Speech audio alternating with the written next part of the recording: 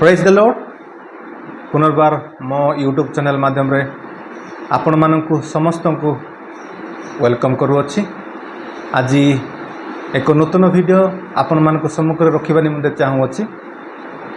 ताहा हेउची Sunday school कहीं ख्रिस्टियन मानक जीवन में बा ख्रिस्टियन मानक गुरुत्वपूर्ण why Sunday school is important in Christian life से विषय आपण मानक कहवाक जी।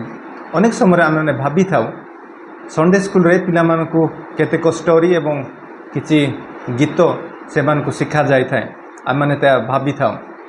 किंतु आपण मानकु आज संडे स्कूल जीवा द्वारा पिला मानकु कोन अभिवृद्धि होई थाए से विषय आपण मानकु कहवाक जीवी। संडे स्कूल जीवा द्वारा चिल्ड्रेन्स मानकर अनेक से मानकर अभिवृद्धि होई थाए। प्रथम हैला संडे स्कूल जीवा द्वारा से मानकर बाइबल नॉलेज बा बिब्लिकल नॉलेज से मानकर वृद्धि होई थाए। जदि चिल्ड्रेन्स जेतेबेले छोट अछंती से मानकु बिब्लिकल विषय से मानकु शिक्षा दिया जाए, बिब्लिकल नॉलेज से मानकु शिक्षा दिया जाए, ताहेले से माने जेतेबेले भूल करबाकू जिबे मंद कार्य को जिबे मंद कार्य करबाकू जिबे से समय बिब्लिकल नॉलेज बा बिब्लिकल वर्ड्स से मानकु से मंदर रक्षा करिथाए। कारण से माने बाइबल रो तात्पर्यता कौन से वाक्यर अर्थ कौन से माने जानी अछंती। सेति पाई बिब्लिकल नॉलेज चिल्ड्रेन्स मानकु मंद कार्य से मानक रक्षा करिथाए। सही बिब्लिकल जदि नॉलेज जदि से मानकु पिला थाए ताहेले निश्चय से मानकु यूथ समय वृद्ध समय पर्यंत से मानकु ताहा उत्तम बाटरे उत्तम पत्र कोड़ाई नेबा पाई बिब्लिकल नॉलेज से मानकु सहाय्य करिथाए। द्वितीय आउ संडे स्कूल जीवा द्वारा कौन से मानकर अभिवृद्धि होता है। द्वितीय है से मानकर आत्मिक जीवन बा स्पिरिचुअलिटी ग्रोथ होता है। जितेबले से मानकर स्पिरिचुअलिटी ग्रोथ होता है निश्चय चिल्ड्रेन्स मानकठारे बा पिला मानकठारे ईश्वरंकर भय आसी थाए। जदि चिल्ड्रेन्स मानकु ईश्वरंकर भय जदि आसी थाए ताहेले निश्चय से माने उत्तम पथर जीवन निमंते चेष्टा करिथांती। जदि स्पिरिचुअलिटी बढ़े ईश्वरंकर भय से जीवन सृष्टि हुए ताहेले सोसाइटी रे किपरि व्यवहार करिबा मोरालिटी से जीवन सृष्टि होता है। पिता मानक आदरणीय एवं अन्य जन को प्रेम सहिष्णुता ए समस्त से जीवन वृद्धि होता है। सेति पाई से जीवन रे एक ख्रिस्टियन जीवन जहाँकि परस्पर को प्रेम करिबा सम्मान करिबा बड़ मानकु ए समस्त से मानकर जीवन आसी थाए। तृतीय संडे स्कूल जीवा द्वारा से मानकर फ्रेंडशिप कनेक्शन विथ अदर से मानकर वृद्धि होता है। कारण अनेक समय जो माने चिल्ड्रेन्स माने घर थांती से माने सोसाइटी विषय कौन जानी न थांती से माने सांगसाथी एते से मानकर न थाए। संडे स्कूल जीवा द्वारा अनेक चिल्ड्रेन्स मानक से भेटघाट होता से सहित से फ्रेंडशिप वृद्धि होता है। फ्रेंडशिप वृद्धि होगा द्वारा से माने अन्य जनकर स्किल अन्य जनकर एटीट्यूड बिहेवियर से माने शिखी था। शिखिबा द्वारा से अनेक स्किल अभिवृद्धि होता है। अन्य जन ठारू से माने स्किल शिखी था। यह से गीत गान बाजा मारिबा एवं डिफरेंट काइंड ऑफ स्किल से ग्रोथ होता है। एवं चतुर्थ संडे स्कूल जीवा द्वारा से